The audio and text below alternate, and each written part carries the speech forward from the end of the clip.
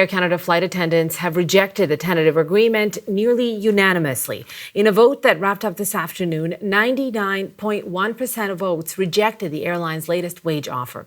More details are expected from the union this evening. It is expected that despite the rejection, passengers should not be impacted by any further labor disputes. The union is not in a legal position to strike, and while they did remain off the job illegally previously, any sticking points are expected to be resolved in mediation, which would move to arbitration if necessary.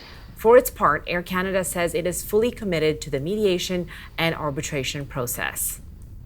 Now let's dig into this further with Ian Lee. He's an associate professor at the Sprott School of Business at Carleton University. Ian, thank you so much for making time for us.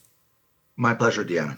Ian, your immediate thoughts. This is a resounding rejection of the deal. 99.1% of flight attendants voted against it. What do you make of this rejection? There's no question. It was definitive. I sort of thought they were going to reject it, but I thought it would be more of a split vote, 55-60% maybe rejecting. This is stunning because it rejected the flight attendants rejected the deal struck by their own union leaders and, of course, Air Canada. And so that suggests how angry they are, how upset they are on the ground at the grassroots level. And so this whole issue, although they can't go back out on strike because of the decision by the government under Section 107, this issue is not over. There's a lot more work to be done on both sides. We know that the wage hike was going to be 12% for those with 5 years on the job or less, that the union QP specifically was focused on flight attendants who don't have a lot of experience. They were saying some of them had to resort to food banks to just keep themselves afloat. There was also an interesting public relations battle going on. As I was covering this, I've even talked to passengers who were stranded, but they were saying, you know what, but I empathize with the flight attendants. Everyone should be paid for all the work they do, not just when they're in the air. How do you think that aspect of it will play out now? I think it's a very powerful argument. By the way, I was in Vancouver and I got stranded and I was sympathetic. You were one of those people. I was one of those people. I mean, who is going to stand up and say, yeah, I think free labor is a good thing and we should work for nothing? I mean, it's just one of those issues that you just, there it is so, I think, incontrovertible. That is to say, most people are going to agree with that.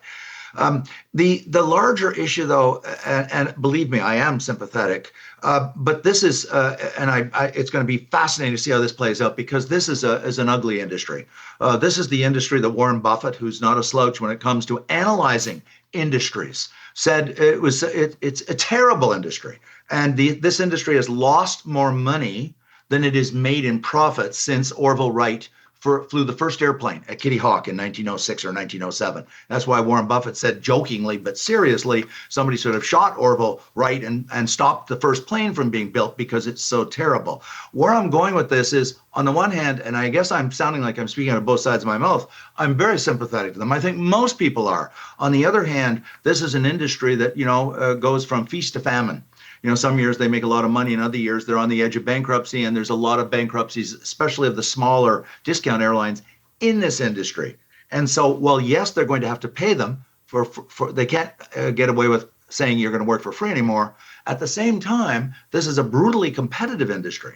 And so their aggregate percentage that goes to wages, 25%, 20 to 25% of revenues in the airline industry, I don't think they can push it up to 30% of wages or 35 of revenues or 40% of revenues because of the competition, because it's an international market. So it's going to be very interesting to see how this plays out going forward.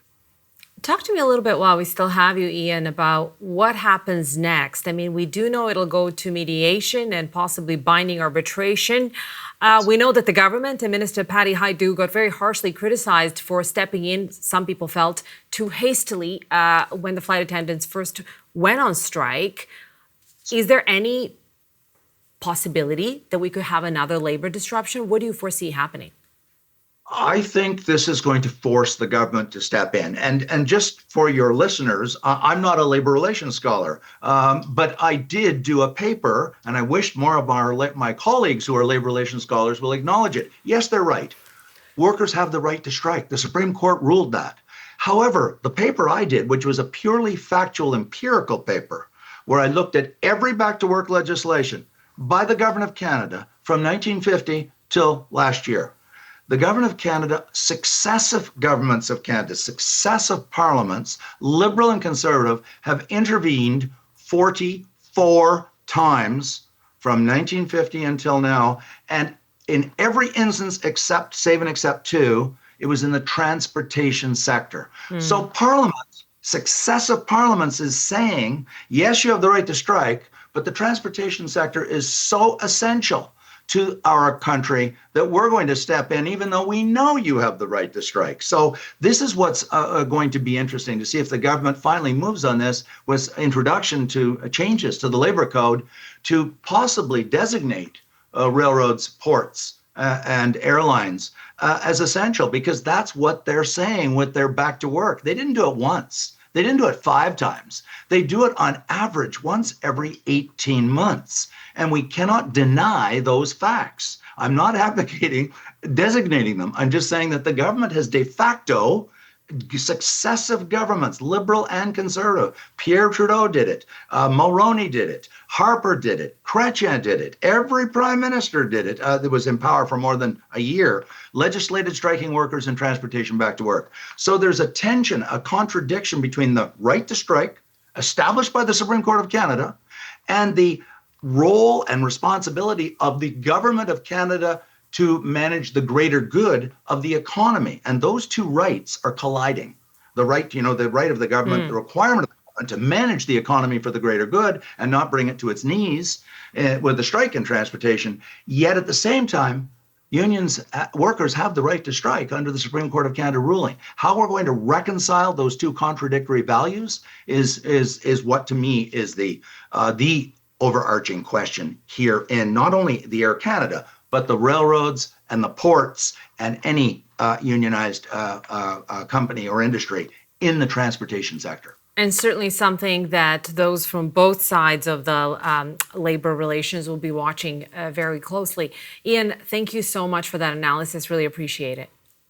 My pleasure, Deanna. Thank you. That was Ian Lee from the Sprott School of Business at Carleton University in Ottawa.